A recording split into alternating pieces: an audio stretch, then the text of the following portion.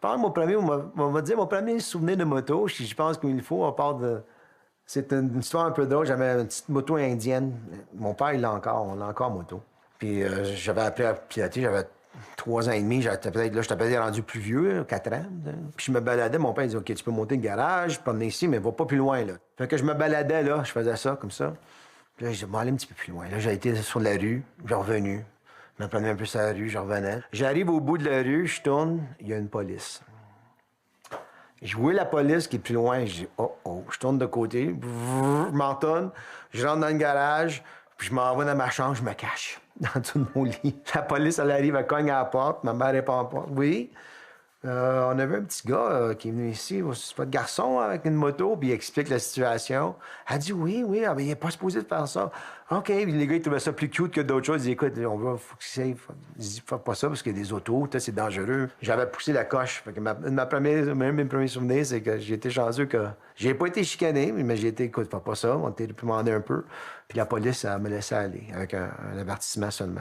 C'est toujours le fun quand les polices te laissent aller avec un avertissement.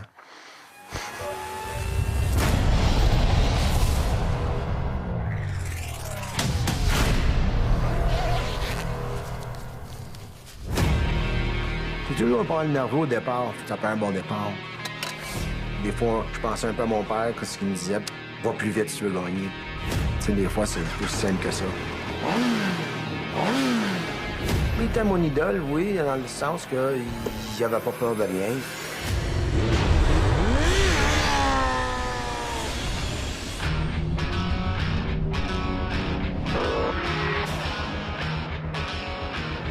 Des fois, le monde, ils disent, ben, tu sais, moi, j'ai une bonne carrière, peut-être meilleure que lui. Je dis, ouais, mais lui, quand il coursait dans le meilleur du monde. Puis il était compétitif.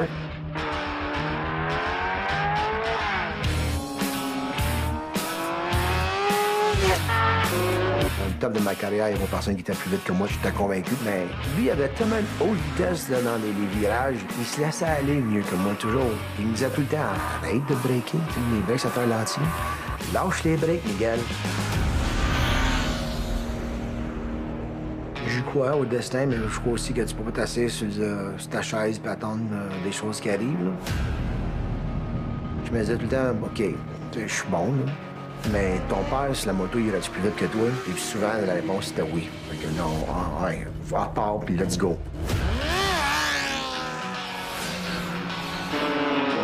Mon père, il parlait surtout, ben là, faut que tu pousses la moto, faut que tu ailles tout, la moto, faut que tu ailles un. Il a fait ça avec mon frère. Mon frère est dans le Hall of Fame au Canada. Moi, on est les deux. Mais on a gagné. Il y a quelque chose qui a fait qui nous a motivés. On est capable de faire ça. Miguel makes the pass early down on the inside. He's by. He's going to win. Miguel Duhamel wins for the 4th time in Superbike at Daytona. Our master of the high banks does it again. Je pense que c'est la clé du succès dans bien des choses. Il faut être plus qu'une carte dans ton paquet de cartes. Mais la clé numéro 1, c'est le talent, puis le livret à marchandises. J'ai gagné 86 fois les courses, les 8 championnats. Puis je pense que c'est ça aussi qui a donné que j'ai une carrière aussi longue. J'ai commencé à motocross à 8 ans, 7-8 ans, puis j'ai fini en 2008.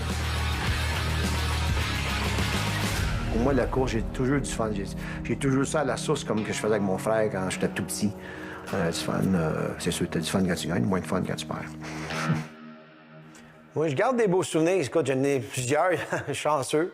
Mes cuirs que j'ai coursés avec, gagné à Daytona. C'est mon cœur de Daytona. Ça, c'est la casquette, ça, ici, que quand j'ai gagné le championnat du monde de cycle électrique au Le Mans. Le siège en arrière d'une moto de 600 cc. Puis ça, c'est juste un siège qu'ils l'ont enlevé après que j'ai eu une chute. Et sur l'autre côté est graffiné. Dis-le pas à personne. C'est des nœuds des graves, évidemment, ma jambe. Mes côtes cassées, des choses comme ça, on n'en parle pas, ça. Des côtes cassées, c'est normal. C'est juste, tu ris pas puis tu t'éternues pas. C'est juste ça, faut pas que tu fasses quand t'as les côtes cassées. J'ai tous mes drapeaux, quand tu gagnes une course, comme ça, c'est VIR, c'est 95, Superbike Winner, Road America. Mes autres photos ici, ça, c'est Sears Point. Celle-là est trop proche, je suis pas sûr ce que c'est. Ça peut être Sears Point aussi. Ben, j'aimerais juste à garder un souvenir préféré. Faut que ça soit le Daytona. C'est tellement plus difficile la course que les autres. S'il faudrait que j'en choisisse une, j'ai une chance que j'ai la chance d'en avoir 5, là, mais si j'en garderais une Entre 96 et 99, je pense 99 gagnerait parce que j'étais tellement au bout de la corde épuisé. J'ai été à un magasin handicap, j'ai acheté ça, puis parce que je trouvais ça beau, là, tu sais. Non, ça, c'est une blague. Ça, c'est mon père. Il est dans le temple de la renommée, il est dans le Hall of Fame aux États-Unis ou au Canada. Il est dans le Hall of Fame de la motoneige, en tout cas. Puis nous autres, il nous a encouragés, il nous a jamais découragés de ça. Duhamel, père et fils. Ça, c'est Yvon, en attendant que la finale commence. Ça a l'air d'être Daytona aussi, bien oui. Lui, quand il coursait, c'était pour gagner. Puis il voulait un peu que ça soit la continuité de ses idées. Parce qu'il aimait ça gagner, tu comprends? Je suis sûre que quand il partait pour une course, il disait « Je m'en gagné celle-là, hein, Yvon? » Quand tu partais pour une course, Elle t'a gagné juste... à y penser. À y penser. Il avait comme élevé ses garçons pour que ça soit des champions. Le 17, c'est la journée de ma fête. En réalité, là, c'est moi qui avais choisi le numéro 17. Miguel l'a repris en son honneur. Quand on allait aux courses, Yvon, il pactait toujours le trailer, une moto pour Mario, pour Gina, pour Miguel. Fait qu'eux autres, ils se promenaient dans les infiles de la track, là. Mais ma fille n'a jamais coursé, mais elle aimait ça faire de la moto, elle aussi.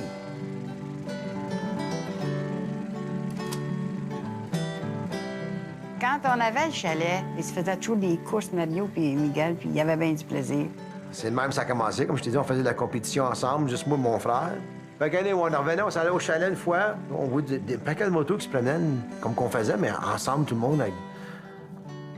Hey, c'est du motocross. On commençait à parler, on savait un peu, mais il était juste là. Là, on a commencé. C'est là que la chanson a commencé. On va faire du motocross, on allait courser. Ma mère voulait pas.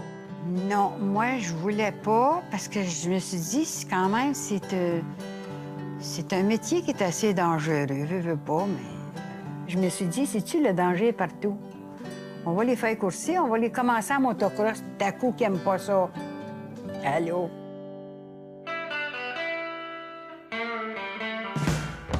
Je suis avant tout un maniaque de sport motorisé sous toutes ses formes. Et moi, à l'époque, quand Miguel a commencé à courir, je commentais les courses de motocross. À l'époque, on parlait pas de Miguel particulièrement, on parlait des Duhamel. La famille, moto égale Duhamel.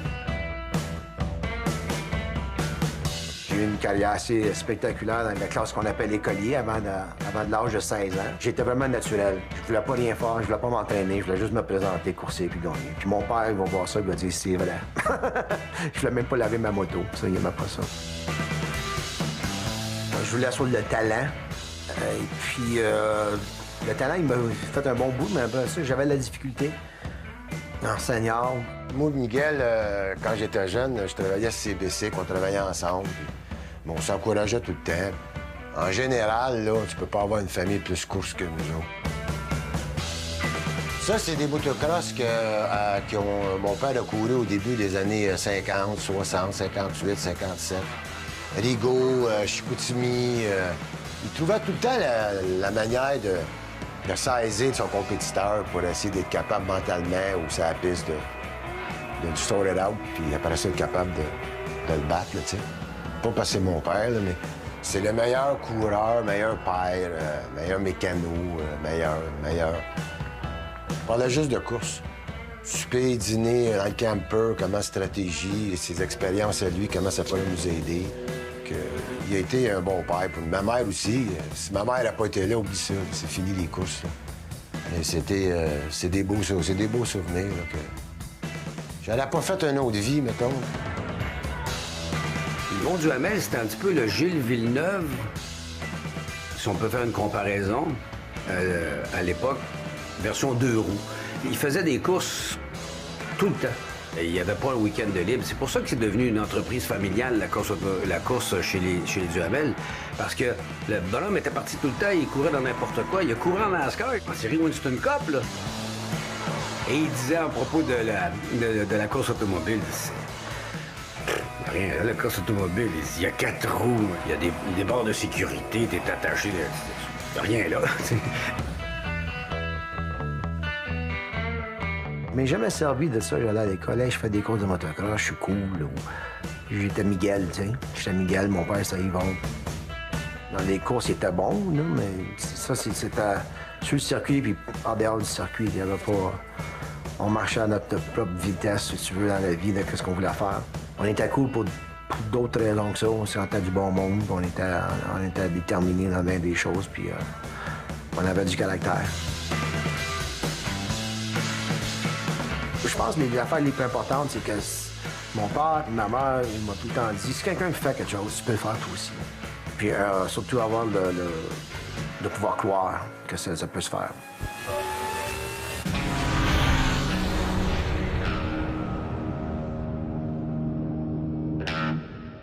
Ah, non, il a jamais vraiment dit ça. Il dit, si tu gagnes pas, m'a tué, parce qu'on l'aurait pris au sérieux, parce qu'il était batailleur un peu. Mais je me rappelle, je commençais à être compétitif, mais j'étais encore un petit peu réticent sur les départs. Je n'étais pas aussi agressif que j'avais besoin de faire. J'essayais pourtant, à toute fois que j'arrivais, je passais, j'avais hâte de voir le tableau pour dire, OK, j'ai fait un bon tour, je l'attrape-tu, le gars, m'a-tu l'avoir? Fait que mon père, il mettait des -6, -7, -6. Tu recommences, tu fais un autre tour, puis c'est dur le motocross, là. C'est vraiment dur. Là, il y a un tour, j'arrive, je passe, mais mon père, il n'avait eu assez qu'il pensait que j'essayais pas assez. Il avait fait un géant point d'interrogation.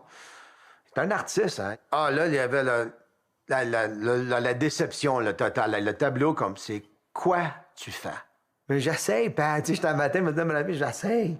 Puis là, quand j'ai fini la course, on était à notre pit. Le tableau en passant, il était cassé en 4 morceaux. Puis là, mon père, il était assis là, puis il dit... Ça se peut pas. Il dit, un Duhamel qui finit 5e. Il dit, il va falloir que je change mon nom. Dans ma tête, je veux être clair, dans ma tête, je me dis un peu, mais il va changer ton nom, je te dis, c'est plus que je pouvais faire aujourd'hui. Si j'aurais dit ça plus fort, si j'aurais dit ça dans sa présence, quand dans cet état-là, il n'y aurait pas de Miguel Duhamel. Il n'y aurait plus de course. Mais faut pas oublier qu'on avait maman. Puisqu'elle était sur notre bord, elle n'était pas juste pro Yvon, évidemment, elle était pour mon père, son mari, mais des fois, elle là, laissez faire. J'étais là, je l'ai vu, il a perdu une course ou deux.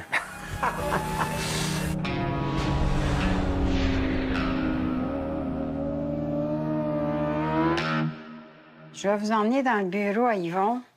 En réalité, c'est le bureau de la famille. Mais on a beaucoup de souvenirs ici. Yvon Duhamel. Après ça, vous avez Mario Duhamel, le 96. Après ça, Miguel, ici, les 3 champions sont là. La moto, j'ai commencé à faire de la moto à 18 ans avec Yvon. Puis après qu'on était mariés, notre premier bébé, qui est Mario, on voulait aller faire un tour de moto un soir. Puis là, il était rendu à 9 mois, Mario. Puis là, j'avais pas de gardienne. Je dis, on va l'emmener avec nous autres. Il a assis Mario sur la tank, puis il le tenait avec ses genoux. On est revenu, le bébé dormait. J'ai dit, parfait, ça, tu vois. Fait que j'avais fait mon tour de moto, puis le bébé, il s'est endormi. Fait que de la moto, on a toujours fait, toujours. Là, je vous le dis, là, mon sous-sol, c'est un musée. Vous comprenez qu'après 50 ans de vie de course, on a quelques souvenirs. Ici, c'est les motos que mes garçons ont utilisées quand il y avait 3 ans et demi. Ici, c'est toutes les motos qui vont courser. Il y en a qui trouvent ça bizarre quand ils viennent ici. Ils disent, tu gardes des motos d'une maison. Mais j'ai dit, ça, c'est pas des motos ordinaires, des motos de champion. J'ai de la misère à me défaire de ça parce que je trouve ça beau encore. Ici, c'est toutes des sautes de course de Yvon et Mario et Miguel. Puis ici, vous avez un petit peu des photos là, de Yvon quand il coursait. En Europe, il est très, très reconnu. Tandis qu'ici, au Québec, là, c'était plus la moto, peut-être un peu moins maintenant. Mais quand nous, on en faisait, Yvon puis moi, c'était comme... Oh, c'était des motards. Des motards, on aurait tout... Pourtant, on était toujours bien habillés, Yvon puis moi. On n'était pas la barbe puis whatever, là. On était des clean motorcycle people. J'ai commencé à suivre la moto, j'avais 12-13 ans. J'habitais pas très loin du Mans, j'habitais pas très loin d'autres circuits. Donc on y allait avec les copains voir des grands prix. Tout c'est là que j'ai rencontré Yvon Duhamel la première fois. C'est une histoire d'amour qui m'a amené au Québec. Et en arrivant ici, je me suis dit, c'est une bonne occasion, je vais être à Montréal, Yvon Duhamel est à Montréal. Donc j'ai commencé à suivre quelques courses La première course que j'ai vue de Miguel, moi, c'était une course de motocross. C'était le portrait craché de son père en termes d'attitude. C'était la même détermination, la même volonté, la même hargne, le même talent qu'on retrouvait. Ce qui m'a surpris, c'est la première fois que je l'ai vu sur circuit routier. C'est venu très, très naturellement, alors que certains pilotes qui viennent des fois du motocross, ça leur prend un temps d'adaptation. Lui, ça a été quasiment instantané. Parce qu'on se demande toujours quelle est la part de l'hérédité dans le talent ou dans la réussite. Hein. Et on voit bien que Miguel et Mario ont tous les deux hérité un peu du talent de leur père et aussi de la volonté de gagner, de son caractère. C'est des gens entiers, c'est des gens qui trichent pas, quoi. Quand ils ont décidé de faire quelque chose, c'est pour réussir. Et le Bol d'Or, pour moi, c'était l'idéal. C'est dans le sud de la France, donc il fait toujours beau. C'est sur le circuit Paul Ricard, qui est un circuit mythique. C'est des courses à 3 pilotes pour les 24 heures. Et quand j'ai couvert la course là-bas, je me suis dit, il y a un truc à faire avec une histoire père-fils. Mon père il avait été d'accord de faire ça pour nous aider à donner plus d'ampleur à notre carrière, nous mettre plus dans le spotlight, si tu veux. Ça avait fonctionné, ça avait aidé pour Mario au Canada, moi aux États-Unis. Miguel s'est fait remarquer. Je veux dire, par sa vitesse, par son pilotage, par son talent, par sa maturité aussi pour un jeune pilote qui n'avait pas d'expérience professionnelle. Au Canada, il était encore pilote amateur. Il venait de commencer sa première année pro. Oh, and Duhamel stuffs it up the inside. Real short circuit stuff from the French Canadian. Et en plus, ce qui a impressionné, c'est que la nuit, il avait le 4e meilleur temps de nuit devant les usines. Et tout le monde disait, c'est impossible. Il y a quelque chose qui ne marche pas, là, c'est une erreur de chrono, ça se peut pas qu'il soit 4e. Tous les autres devant, c'est des champions du monde, c'est des gars qui connaissent ça, ils ont des motos d'usine. Comment il fait pour être 4e? C'est quelqu'un aussi qui a une détermination énorme. Moi, j'ai rarement vu un pilote avec une telle détermination, une telle volonté de gagner.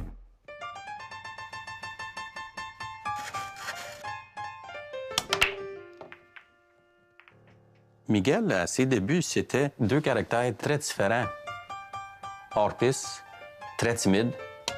En piste, le contraire, très agressif.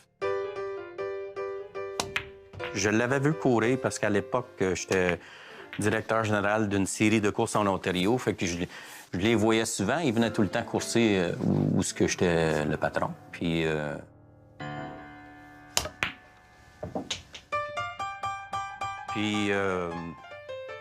c'est moi qui les ai approchés. Tu sais, avant, j'ai déjà été coureur, puis je me débrouillais relativement bien à aller dénicher des commanditaires, puis tout ça.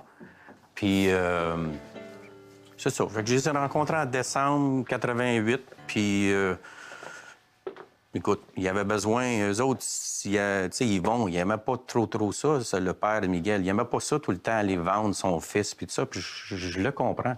Puis moi, mais j'avais eu le temps, puis de pouvoir témoigner, de voir, waouh, il va être bon, ce gars-là. C'était pas compliqué non plus, hein. Il n'y avait pas de contrat, puis on s'est très, très bien arrangé, tu sais. Lui, je trouvais l'argent, puis je négociais des choses, puis lui, mais il se concentrait à s'arranger pour remporter des courses. En fait, c'est surtout ce que j'ai vu en piste. La fougue, le talent, c'est surtout ça qui m'a attiré vers Miguel en premier. Carrière au Canada, ça a bien été. J'étais sur le top de la liste, j'étais le plus vite. J'ai pas voulu rester au Canada. J'ai pas voulu être paresseux, mais j'ai fait la motocross. Fait que tout ça, j'ai dit, je m'en vais aux États-Unis. Yvon, il était déjà passé avant. Il était pilote d'usine Kawasaki, puis il y a eu du succès du côté américain. Fait que Duhamel, tous les gens dans l'industrie de la moto savaient, c'est comme un vide neuf. Mais ça a fallu la pousser parce que c'était pas facile. Même mon père t'avait pensé qu'il a dit, fais ça, on va le faire. Puis c'était pas cette façon-là. J'ai été faire des courses locales aux États-Unis quand j'ai pas commencé sur le plus gros circuit. C'est ça qui, des fois, est un peu frustrant. Le monde, ils sont tous jaloux de toi quand t'es là, t'es le gros star, t'as l'usine, t'as l'argent. Ah, ouais, c'est toi, moi, c'est difficile. C'est difficile pour tout le monde. Moi aussi, il a fallu que je fasse des sacrifices. Moi aussi, il fallait que j'embarque dans le camion, puis on se rend au circuit, puis on dort dans le camion, puis on n'avait pas assez d'argent pour un nouveau pneu, fait qu'on a fait de la course avec les pneus qu'on avait, puis on a tombé. Tu sais, ça, c'est toutes des choses qu'on a faites. Je dis un pari une fois avec... J'ai déjà dit ça. Je pense que le bon Dieu m'écoutait quand j'ai dit ça parce que j'aimerais mieux me casser la jambe à courser des motos au maximum que faire un 9 à 5 où il n'y a pas de chance que je me casse la jambe. Puis on dirait qu'il y a quelqu'un qui m'a écouté et il dit « On va voir s'il est sérieux. » Quand j'ai chuté en 1990, ça c'est 1990, j'ai glissé puis j'ai rentré dans le mur à 130 000 $. Je me rappelle comme c'était hier, je sortais du village puis tu sais, sa moto, il y a tout le temps des tensions, tu sais, c'est les forces centrifuges, je force toujours d'un côté de l'autre. Puis la moto, elle a fait, elle a parti d'une façon de même puis elle m'a dirigé par là à la place d'aller par là. Puis je me rappelle, j'étais comme ça sur la moto puis j'ai fermé les yeux, puis j'ai dit, « This is gonna hurt », je voulais être cool. Je sais pas, là. Je me suis réveillé dans l'ambulance. Mais avant de me réveiller dans l'ambulance, je coursais encore. J'essayais d'attraper le gars en avant de moi, numéro 16, Tom Kipp. Mon cerveau, il m'a dit, il semble qu'il n'y a pas assez de vent. Pourquoi qu'il n'y a pas de vent? Puis là, pourquoi tu parles? Je me suis parlé, je me suis sorti de mon coma, tu veux, ma commotion cérébrale. Je me suis réveillé en ambulance, j'avais la main en sang, j'avais mal partout. Puis je me suis dit, j'ai-tu besoin de ça? Il me semble que je pourrais livrer la pizza. J'aime la pizza en passant. Fait que je pourrais livrer la pizza. Je pourrais en faire un 9 to 5 comme tout le monde. J'étais assis, je dis, non, moi, on va lui donner un autre shot. Mais cette fois-là, j'avais pensé sérieusement. J'étais comme, tabarnouche, là. C'est ridicule, cette affaire-là. Là.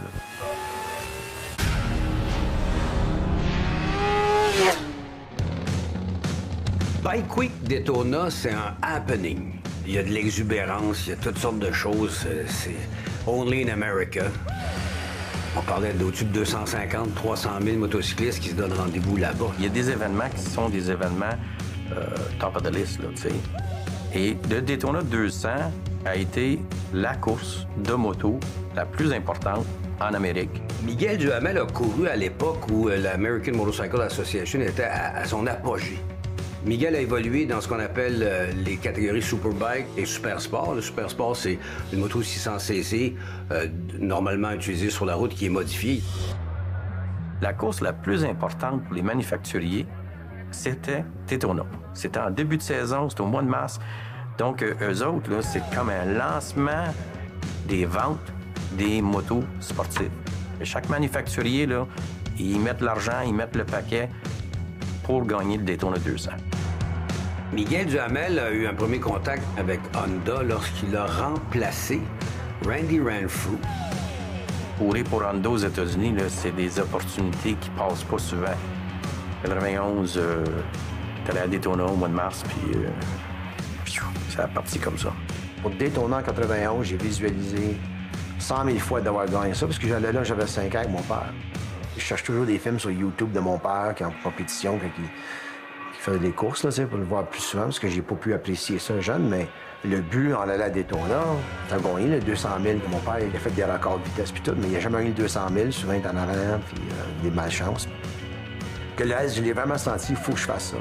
Puis je l'ai visualisé, puis je me disais, OK, qu'est-ce qu'on va faire si je gagne, comment on va faire ça, puis comment qu'on pousse, on va être en avant, ça va bien aller. Puis la saison que je l'ai gagnée en 91, c'est une des dernières années que c'était international. La crème de la crème était là, tu sais. Puis moi, j'ai arrivé un poil sur la soupe à cause qu'il y a un gars qui s'est blessé, puis je le remplaçais. Mais j'avais un peu visualisé ça, puis j'ai dominé. Là, la fin de semaine, j'ai gagné 600, j'ai gagné le Superbike. De mémoire, il était 50 secondes en avance sur la deuxième position. He was in another league. Ce que moi, mon frère, faut célébrer ça. Puis mon père, quand il gagnait, il faisait une victoire, peace, genre, ça valait un peace, ça faisait la victoire.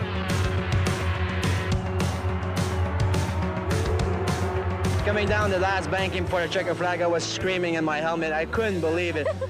I talked a lot to God over there, so let the bike finish, let me finish.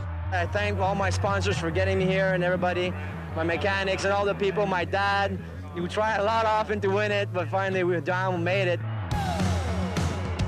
C'est fantastique. J'apprécie, puis j'essaie toujours d'absorber le maximum que j'ai été capable de faire ça. J'étais vraiment comblé cette journée-là.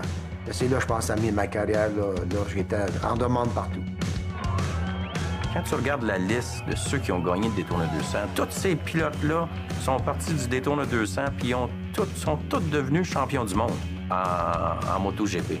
Ça a eu un effet fabuleux sur le destin et la carrière de Miguel. Oui, il voulait renouveler le contrat, mais moi, en 92, j'ai eu l'opportunité à la MotoGP. C'est toujours été mon but numéro 1. Fait qu'en octobre, prend l'avion, s'en va en Espagne, jamais touché à ça, un MotoGP, commence les essais. Il est plus vite que les 2 pilotes d'usine de Yamaha France qui ont fait toute la saison en MotoGP puis qui c'est des vétérans. Il s'attendait jamais à ça. Et moi non plus. Il allait plus vite que tout le monde.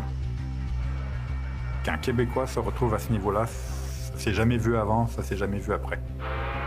Le plus dur pour un pilote qui arrive en Grand Prix, c'est la première saison. Parce qu'il faut s'habituer, c'est des machines qui étaient, surtout à l'époque, c'était des 2 temps, 500 cc. C'était des machines très violentes, très vicieuses. Il fallait apprendre à les maîtriser.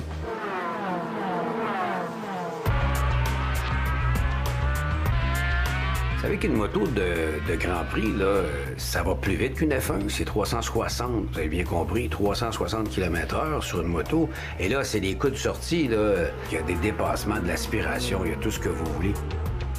Une MotoGP, là, c'est la F1. Très différent d'un Superbike, qui sont modifiés un peu à la NASCAR, si tu veux, tu sais. Par contre, quand il y avait des pilotes de MotoGP qui venaient faire un tour à Daytona, ils cassaient pas la baraque, comme on dit en bon français. C'est pour ça que quand Miguel a fait le voyage inverse, il a pas eu l'air fou du tout. Yamaha France, c'était une très bonne équipe, mais c'était pas une équipe qui est censée gagner des courses. Miguel va de mieux en mieux. Mais il va aller encore mieux. Faut qu'il apprenne les circuits. Il y a bien des circuits qu'il n'a pas couru dessus. Et puis la moto, il faut qu'il apprenne tout ça. Je suis satisfait. C'est sûr, j'aimerais toujours faire mieux. L'écurie est satisfait. Je crois pas que ça tombe beaucoup plus de moi pour ma première saison.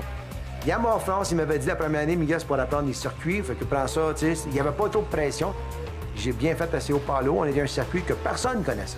Puis j'ai fini 5e. Pour la première fois en GP, c'est très bon, ça, dans le calibre. Dans cette année-là, encore, c'était très fort. Il y avait 15 bicycles usines. Il a fait minimum 50 du temps entre la 5e et la 8e ou 10e position. Il était où ce que cette équipe-là figure entre 5 et 10. Malheureusement, on arrive à la fin de saison 92, puis Banco, maintenant, avait de la pression d'engager un pilote français à la place. C'est difficile à accepter parce que je ne crois pas qu'aucun pilote aurait fait mieux. Aucun. Elle me fait mal, celle-là. Elle me fait encore mal aujourd'hui. J'ai été offert un guidon pour Kawasaki. Kawasaki me voulait, puis il me donnait de bon argent pour faire la compétition avec eux autres en 93. Puis j'ai dit, me retourner à la place, manger un guidon, me faire de l'argent. Puis peut-être plus tard, m'en revenir en Grand Prix. J'ai bien fait, j'ai fini 3e au championnat.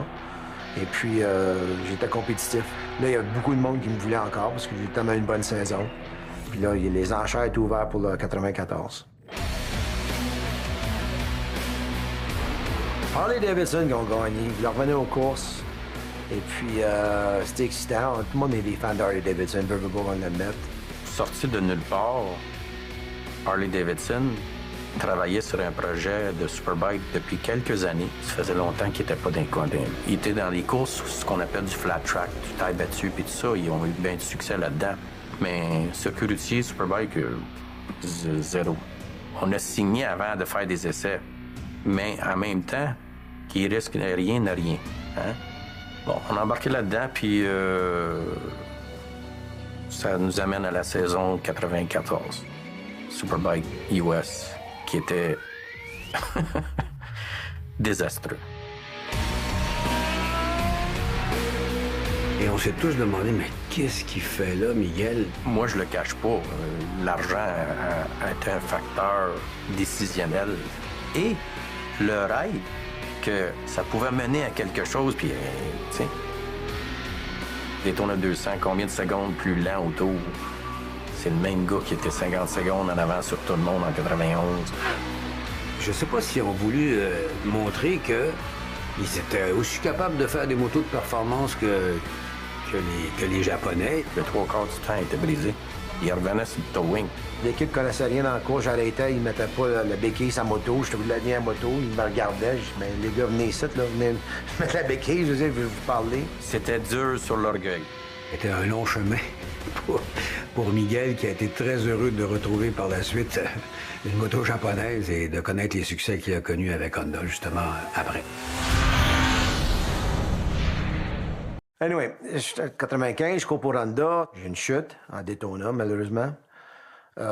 Deuxième course, c'est pas Mona. Je me fais accrocher par un autre pilote sur le frein avant. Je chute, je me relâche, je finis 10e. Mon coéquipier Mike Hale gagne. Qui mène le championnat, puis là, tout le monde est pas mal excité. Fait que j'ai dit, all right. On a coursé à Laguna Seca la prochaine course. Je suis pas mal sûr que je peux le battre, mais je pense pas qu'il va être content si je le bats, parce qu'il va falloir que je le rough un petit peu, là, tu sais. Il finit premier, je finis deuxième. Moi, je dis, all right, l'équipe va être contente. J'ai été délaissé complètement, là. Tout le monde était sur lui. Ah, c'est incroyable, high five. Oh, j'ai quasiment pris avec ma propre moto. Je pense que le truck driver, il a pris ma moto. Je suis comme, c'est quoi qui se passe? On a fait 1-2, là. Je veux dire, c'est pas, il a fait 1, puis moi, je suis dernier, là, tu sais. J'en reviens pas de ce que je viens juste de voir. En plus, ils m'ont déjà dit que ça va être lui numéro 1, je le sais, là, mais là, c'était... J'étais assis dans le camion, une des rares fois que mon père vient me voir, puis à la place de dire, ben, pourquoi t'as pas essayé un petit peu plus fort, puis tout, puis c'est des raisons, quand il y a eu raison, là, j'aurais pu gagner, j'aurais dû le battre. Il y a une différence, là, dans l'argent et des points. Monsieur gentil, là, tu sais. Je dis, je prendrai pas les mêmes mots que j'ai pris, là. On va prendre des mots différents, mais j'ai dit, ça va pas arriver une autre fois, ça. Il va pas en gagner une autre course, là. C'est fini. T'as beau avoir le talent, t'as beau avoir le nom, faut que tu travailles, faut que tu te battes.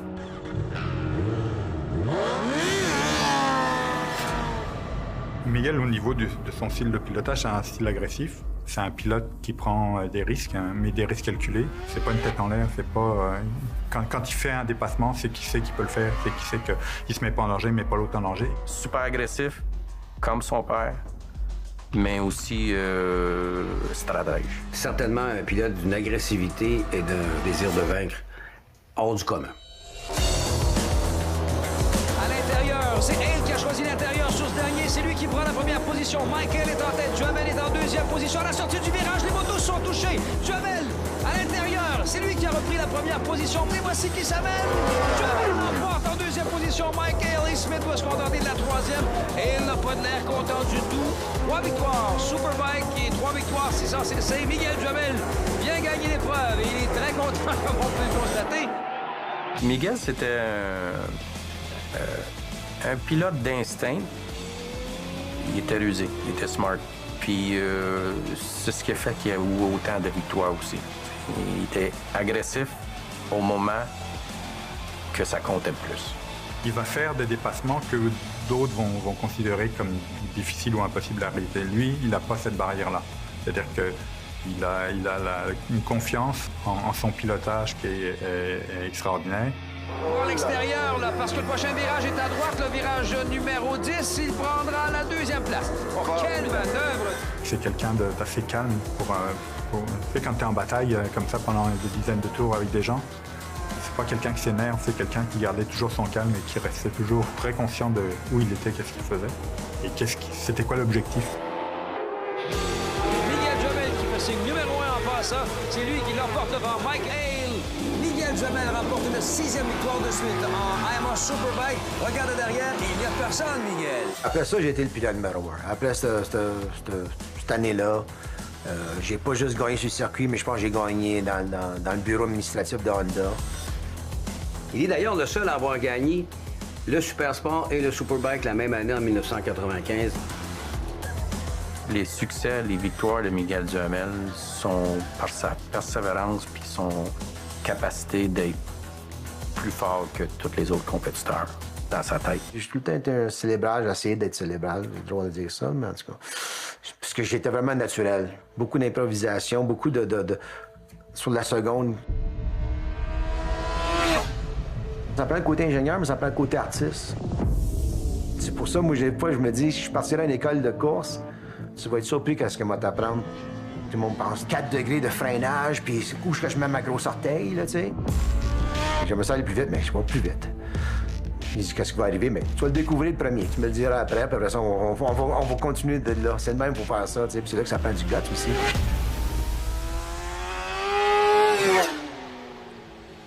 Faut pas dire juste célébral ou ingénieur. Des fois, il faut que à la limite, puis des fois, ça arrive que tu vas passer à la limite. Même des fois, c'est encore plus difficile, c'est quand tu es en avant. Puis le gars, il est en arrière, puis c'est pas capable d'enfuir de ce gars-là. Mais là, je me dis, qu'est-ce que je peux lancer? Quelque chose qui s'attend pas. L'idée de ça me vient, je pense, en 96, j'ai gagné des Daytona 200 000 contre Scott Russell. Il y avait une moto beaucoup plus rapide que moi, il y avait des meilleurs pneus, il y avait tout de meilleurs. Puis là, j'ai dit, qu'est-ce qu'on va faire pour gagner cette course-là? Puis j'ai mené en sortant de la chicane. Puis on fait jamais ça à Daytona, puisque Daytona, c'est une longue ligne droite. Tu ne mènes pas en sortie de la chicane, celui qui mène va perdre. C'est bien simple. J'aurais dû perdre, mais là, quand j'ai sorti de la chicane, j'ai envie de faire quelque chose d'encore plus différent. Parce que le monde s'attend toujours quand tu sors de la chicane, tu es en avant.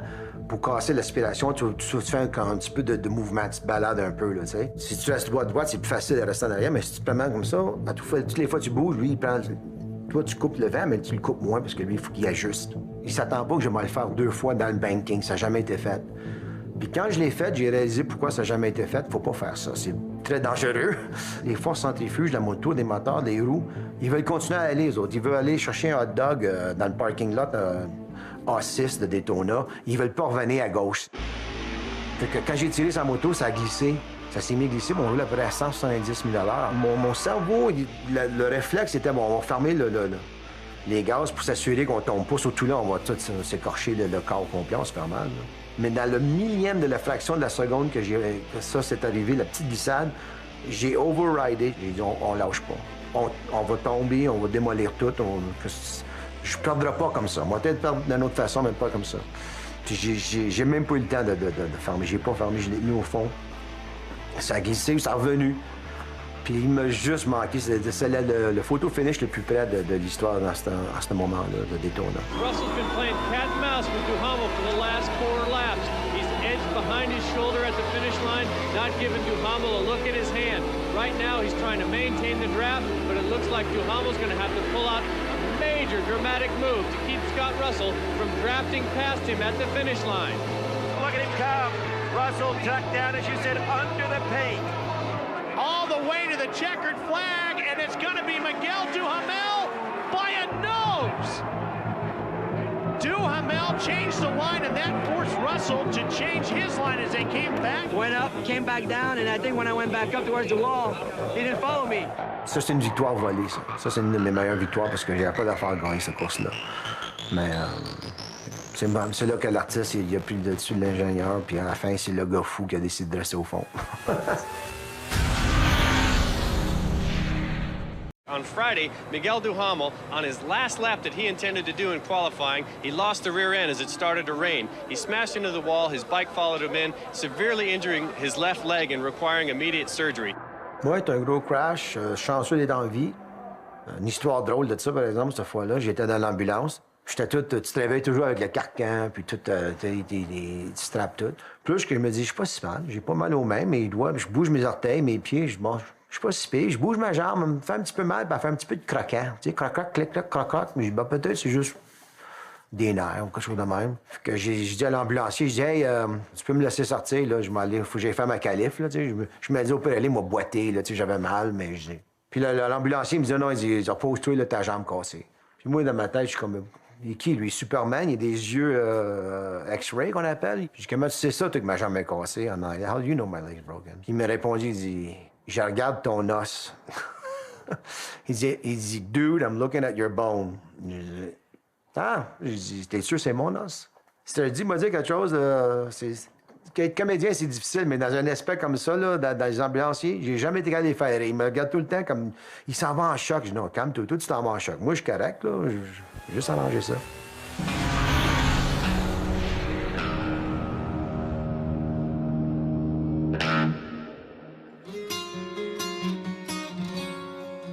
Moi, je priais tout le temps, puis il dit, je veux les garder avec moi. Tu sais, faut que tu m'y gardes, là. Il me disait toujours, mon petit Jésus. Même lui, je pense qu'il faisait des prières avant de partir. Il disait, j'ai 3 enfants, faites que je me blesse pas trop. Yvon lui disait tout le temps, faut pas que tu t'arrêtes après que tu as une blessure, parce que tu ne casseras plus jamais. Il faut que tu rembarques tout de suite. Je sais pas si c'est le fait que tu es croyant, ça te donne une certaine force intérieure à toi-même. Je pense que c'est une chose que c'est bon à voir. C'est un outil bon à voir. J'ai jamais demandé au bon Dieu de me faire gagner. J'ai tout le temps dit, assure-toi qu'on sait tout dans un morceau à la fin. On dit ce qu'on a besoin de se dire pour pouvoir performer ce qu'on fait, pour donner le maximum, tu sais. C'est Miguel qui a eu sa grosse accident à la Cogna. Il a planté dans l'asphalte son fémur. Il a fallu qu'il le nettoie puis le remette là. On a peut-être peur de la mort, mais on n'y pense pas trop. Il y a du monde qui sont vivants, mais ils sont morts, tu sais.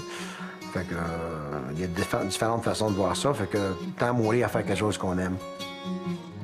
Fait que là, il a été à l'hôpital pendant une semaine de temps. Après ça, il est venu faire sa convalescence ici à la maison. Il était mieux, là, tu sais, mais il boitait encore. Fait que là, il est parti, je vais faire le mieux que je peux à Daytona, parce que là, on était rendu à 99, là. Fait que là, il a dit, il va prendre une canne, parce qu'avec mes béquilles, ils ne laisseront jamais courser.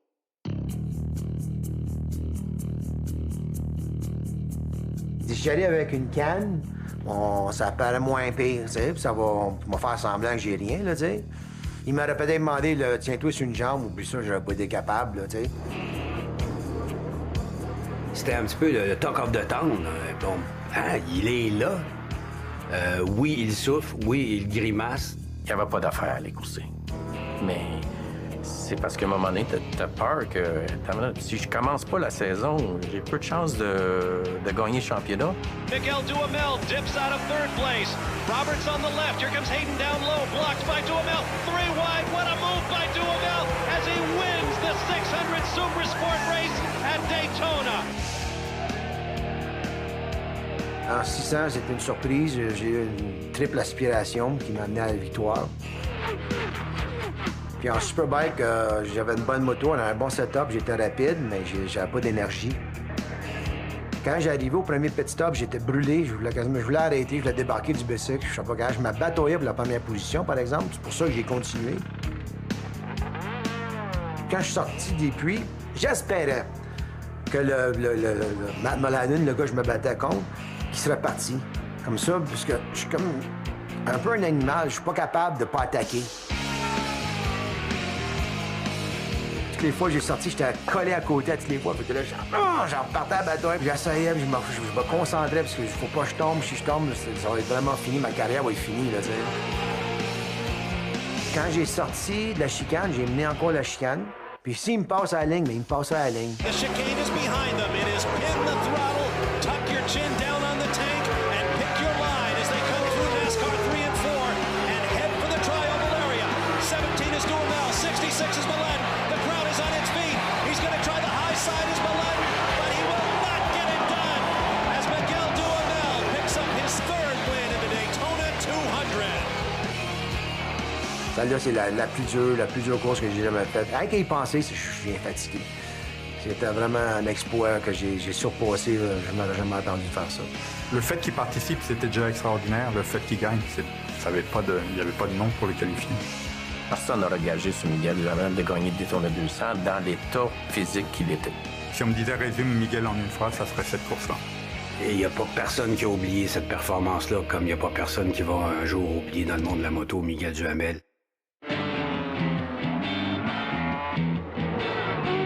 Miguel était populaire parce qu'il était spectaculaire, en plus. Puis populaire avec les fans. Le succès de Miguel avec Honda s'explique sur trois facteurs. La qualité des motos Honda à l'époque, qui était parmi les meilleurs, la qualité de l'équipe technique et Miguel. Les trois ensemble, c'était une combinaison imbattable, en tout cas pendant de longues années. C'est un recordman absolument incroyable dans à peu près toutes les catégories. Au niveau des victoires, des championnats remportés. Here's the checkered flag for Miguel Duhamel, tying the record of 5 wins in the Daytona 200. Aux États-Unis, Miguel Duhamel, c'est une superstar de la moto. C'est un peu triste qu'ici, on a moins vécu ça. En fait, le problème, c'est pas tellement Miguel, c'est la moto. Je veux dire, la moto a jamais eu d'audience au Québec. Hein. Elle n'a pas eu de mauvaise audience, elle n'a pas eu de bonne audience, elle n'a pas eu d'audience du tout. Quoi. Pourquoi vous n'en parlez pas plus? Là, je veux dire, on vient de gagner la plus grosse course aux États-Unis. On n'a pas été dans un champ de patates. Là. Mais ouais, c'est sûr, c'est un petit peu plate, mais moi, je te dis, c'est pas la fin du monde. En 2008, le sport de la moto que j'aimais beaucoup aux États-Unis, les compétitions, ça a dégradé complètement. Il n'y en avait plus. J'ai été tellement chanceux. J'ai tellement une grosse carrière forte, dans les années fortes. J'ai vraiment été chanceux, doué là-dedans. Quand je regarde ça, je suis assez au repos de ça. Là. Écoutez, je suis allé 33 fois de suite à la semaine de la moto. J'ai vu toutes les courses de Miguel là-bas. Et c'était vraiment à cette période-là, là, l'âge d'or des compétitions de moto. Et puis, le king de l'âge d'or de la compétition moto, c'était un Québécois, Miguel Duhamel. On est sur le strip, le famous, world-renowned strip de Las Vegas, Nevada. Welcome to Vegas! J'habite ici. Je viens ici quand les mondes qui viennent visiter Vegas, mes amis. J'aime ça jouer à des jeux faciles comme la roulette ou des slot machines, des fois le blackjack. J'aime ça mettre de l'argent sur le hockey. Là. Je gâche les Canadiens, c'est les gars de Vegas Knights cette année parce qu'ils jouent tellement bien. J'aime la façon que la ville est vraiment disponible à faire ce que tu veux faire. J'aime bien ça faire du vélo de rue, du road bike qu'on appelle, du mountain bike, du motocross. J'ai tout ça vraiment ici. C'est une grosse petite ville.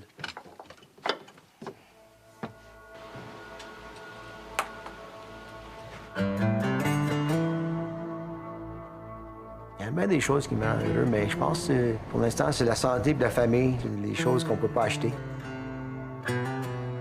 Quand j'embarquais sur la moto, il n'y a pas une journée que j'ai embarqué sur une moto puis je me suis dit, bon, on va juste finir aujourd'hui. Là.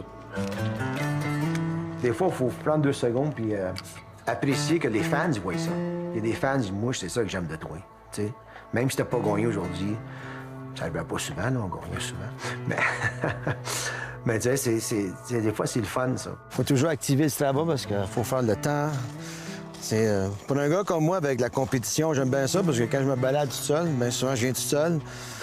Je compétitionne contre mes meilleurs temps, puis contre les temps des autres qui ont venu une autre fois. Puis je mets ça dans ma poche ici, puis on va se balader. Je suis fier que j'ai eu l'énergie aussi de donner le temps aux fans, de faire comme ça. Tout le encapsulé, je suis vraiment fier. Même les choses que j'ai faites, même en dehors des courses, je suis toujours comporté d'une façon que ma mère soit fière et mon père aussi. Fait que il y a ça aussi qui compte.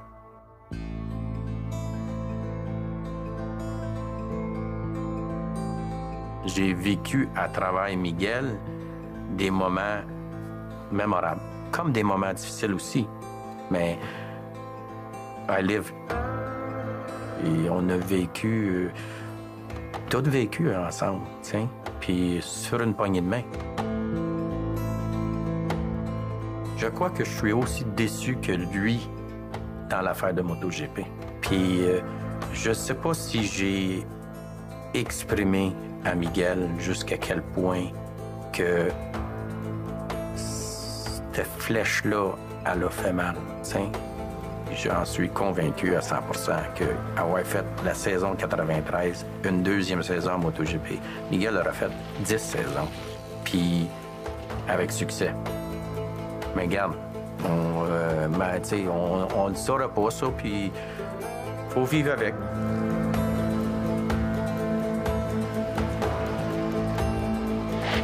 Je pense pas que Miguel a jamais annoncé sa retraite. Il fait plus de compétition, mais il n'a jamais vraiment, tu sais... Si j'appelle Miguel, là puis je dis, regarde, j'ai une bonne ride pour toi à Daytona 200, là, au mois de mars. Tu sais quoi? Il va y aller. J'ai aucune misère à croire que Miguel Duhamel pourrait encore, à 50 ans, faire la barbe aux jeunes. Quand on l'a appelé pour participer à une course du championnat du monde de moto électrique, il se relevait d'une légendaire débarque en motocross. Ça faisait quand même plusieurs années qu'il avait arrêté de courir. Au début, j'étais pas convaincu que c'était une bonne idée, mais bon, le résultat prouve le contraire. Il les a tous clenchés encore une fois. Il manque le plus de la course. C'est surtout le feeling quand on a une bonne moto, on est sur la coche, tu sais, puis on pilote. Il y a un fun là-dedans. Mais je pense que la numéro 1, c'est la satisfaction qu'on a vraiment fait une bonne job. On a bien voulu, on a gagné en plus. Le leg à Miguel, c'est vraiment c'est le leg des Duhamel. C'est pas juste le leg à Miguel. For me, it's been a terrific journey, and I'm very proud and very honored to be here today. And hopefully, next year I'll come back racing. I'm just kidding. C'est le fun d'être apprécié pour les efforts qu'on a faits. Pour les amateurs de moto sur circuit, Miguel Duhamel, c'est une légende aux États-Unis. Il a remporté plus de victoires dans l'AMA que n'importe quel autre pilote. Il fallait que tu sois quelqu'un exceptionnel pour réussir ces exploits-là. Finir deuxième, c'est une défaite. Hein. Je veux dire, quand tu t'appelles Miguel Duhamel, il n'y a qu'une position qui compte, c'est premier.